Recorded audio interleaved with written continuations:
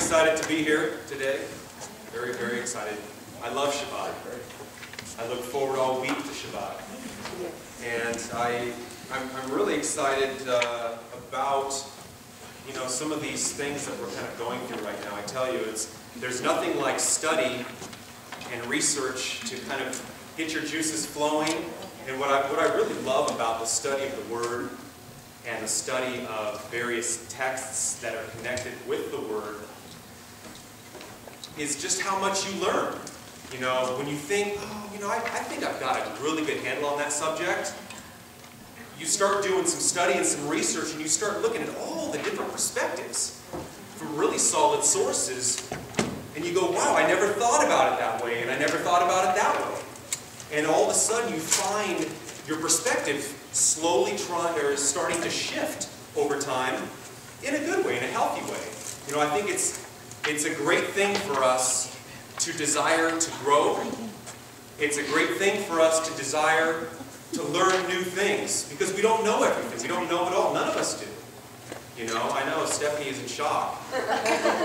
But what I believe Adonai desires for us is that we have the intent and the purpose in our heart to strive towards that, to gain new understanding, even if at times it kind of contradicts what has been established already within us.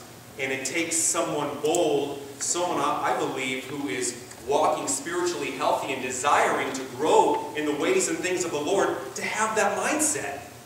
Because for the most part, in the overall body today, what's one of the biggest problems that we have? People don't like change. They don't like to see things differently. What happens when you try to discuss, especially biblical topics, from a biblical worldview to people who aren't ready to hear it? There are walls that build up. It can be a little bit abrasive at times. I've seen relationships completely disintegrate over it. I'm speaking for myself, and I'm sure that that has happened in your guys' lives as well. This class is about establishing just that, new perspectives. Okay? Perspective is always preceded by a new approach. You first have to have a willingness to approach things from a different angle before you can have a developed perspective. A new approach demands humility and willingness on our behalf. A willingness to admit that there is always more than meets the eye to most, if not all, of the things that we know today. We have to allow our slates to at times be wiped completely clean. We have to allow ourselves to be freed of pre-established dogma and bias, and admit that there are things out there that we don't quite understand. And I'm not promising that we will have the opposite of that reality today, because this topic really opens up a very large can of worms. But I hope, my intent is to open up a new perspective for thought and for conversation, for discussion. One way in which we can see a new result and a new perspective comes when a new approach is taken. I know you guys have heard this quote from me before, but this is what happens when a religious Jew, an Orthodox Jew, begins to shift his perspective.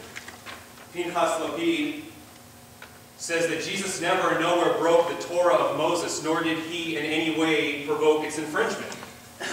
It is entirely false to say that he did.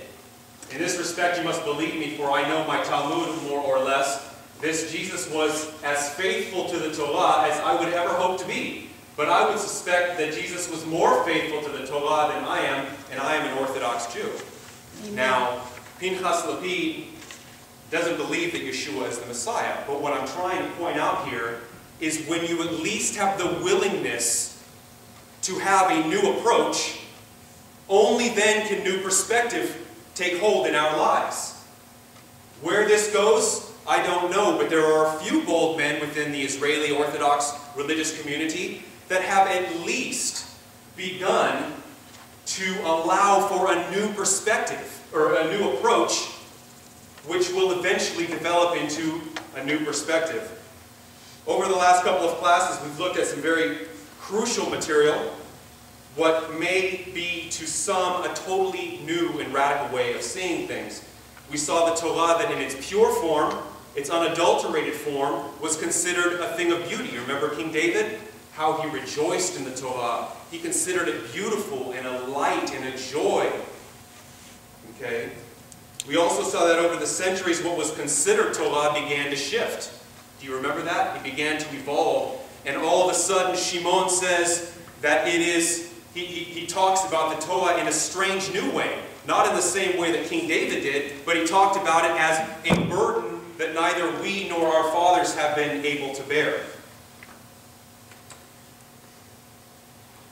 Armed with this understanding and coupled with not only the intended purposes of the Torah and what was expected of non-Jews, we should be able to approach some of the various biblical controversies with a more well-rounded approach.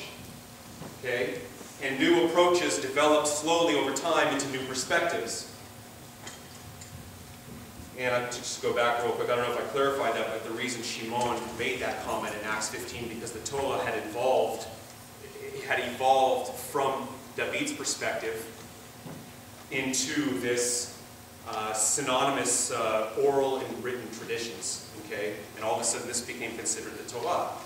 And those two combined with legalism and all of these types of things created a burden that neither we nor our fathers have been able to bear. As we're all aware, the Torah has had a really bad rap connected with that. Isn't that true? You don't have to go very far to hear some sort of a negative connotation when it comes to the law of God, the Torah. It has been seen as a weighty, burdensome thing the Messiah came to free his people from, which is really interesting. He didn't just come to free us from our sins. He came to free us from the Torah, that which helps us to see what our sins are, which is a very interesting perspective that has been portrayed for century after century. Okay? We are free. We are no longer under the subjection of the law or under the subjection of Torah. It has also been portrayed as somehow opposing and impeding God's work. Another strange perspective to have. The work that he's doing in the lives of his children. Oftentimes its sole purpose is said to tell us just how bad we are. You guys are bad children. How do we know that we are bad? Well, because the law tells us so. And really, you know, that's kind of the extent, because we're no longer under that. So it's good for that at least, to tell us how bad we are. Can you imagine as parents, and the child-parent dynamic, if the only thing we were good for as parents is to tell our children how terrible they are all the time? It's no wonder they wouldn't want to have anything to do with their parents when they get older. Is it not true that in a similar way, the Torah has been this bad parent? It's been presented to us in that same fashion. It's no wonder that people don't want to have anything to do with it. Now the Messiah has come, we are no longer enslaved to its subjection. Translations such as the law, the works of the law, under the law of sin and death, have done a great disservice and paint a very bleak negative picture of the wedding contract that Adonai established with his children Israel in Mount Sinai in Exodus 19 through 24, which was the wedding ceremony between God and his people. Terms such as these and all their various theological implications that have grown from them have helped to create a monster that we refer to today as law versus grace. And I say helped because it's not the fault of the terms and it's not the fault of the Torah. It's the fault of the people. Okay? The people are the engine that drive this distortion. It receives its help from the people. Now, what is the fuel that fuels the engine? It's the adversary. The adversary wants nothing more than to trip us up, than to distort who God is, and to distort the validity in the truth and fullness of his word. Okay? So, all of these perspectives have been helped along by people. And the fuel that runs the engine, that is the people, is the adversary. And it's not always explicit, but oftentimes it's implicit, because we as people don't even know at times just how foolish we are. We don't even know how much deception we are swimming in. oftentimes as human beings. And it's not until we allow for a new approach to take place that we can establish a new perspective. But you can't even have a new approach. It's not even a possibility until you have come to terms with the reality that the adversary can trip us up in any way, shape, and form. Even in the most subtle of ways.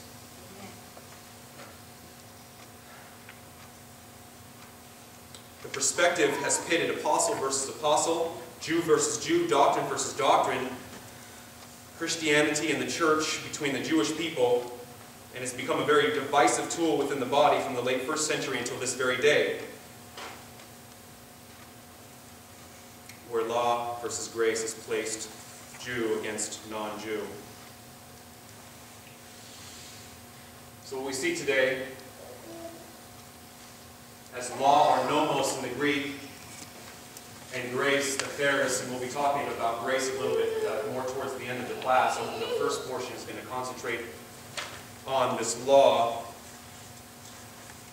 And two terms that come out of Paul's letters that I'd like to talk about briefly before we get ahead of ourselves here. The uponomen, under the law, Romans 6:14, Galatians 3:23, and it's found in many other places too. Really, there are two ways in which this term can be viewed. One, it's a halachic term. Remember halakha, a way of walking, a rabbinic type of a term that Rabbi Paul used to denote the relationship of Jews and proselytes to the Torah. Okay? So when you say that I am under the law, that means that I am under its subjection, under its authority, which is not necessarily a bad thing. And we're going to come to find out in just a little while why that can very much be seen as a halachic term, not necessarily in a negative sense. That is one way that this term can be used. Another way that the term can be viewed is a reference to the perversion of the Torah into a legalistic system of rule following for the purpose of earning righteousness.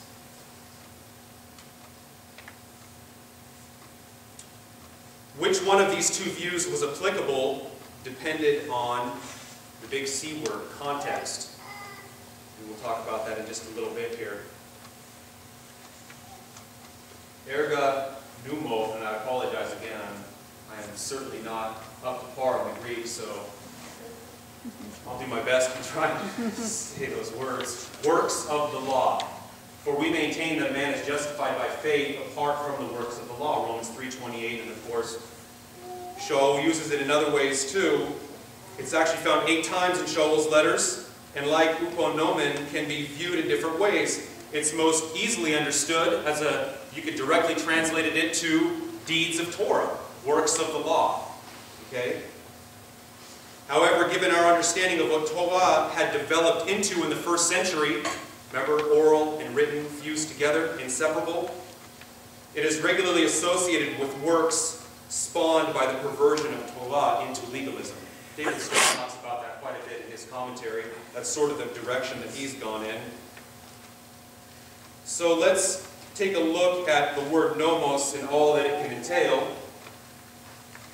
We see that the word nomos, a very interesting word that Rabbi Paul chooses, and it's a Greek philosophical and legal term, and it can have many connotations as a result. It can mean anything established, anything received by usage, a custom, a law, a command of any law whatsoever. This doesn't necessarily mean Hebrew law, Hebrew laws. It can mean Greek laws, Greek law, anything established. Okay, so we're going to start to see just the vastness of this term alone and how easy it is for us to get tripped up. It can also refer to the Torah. You know, oftentimes, and I know Stern talks about it a lot, that nomos should be translated as Torah.